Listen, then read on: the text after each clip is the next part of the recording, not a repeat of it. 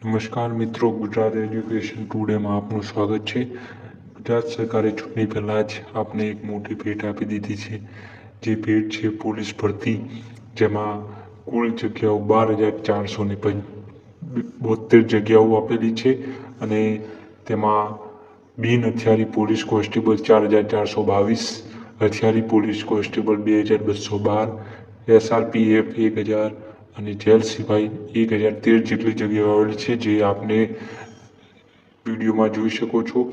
મિત્રો, આના માટે આપની યોગ્યતા છે 12 પાસ અને તેના સમકક્ષ આના માટે યોગ્યતાઓ આ છે અને આનો સમયગાળો 4 એપ્રિલથી 30 એપ્રિલ સુધી રહેશે અને દોડ 25 મિનિટમાં પતાવવાની રહેશે।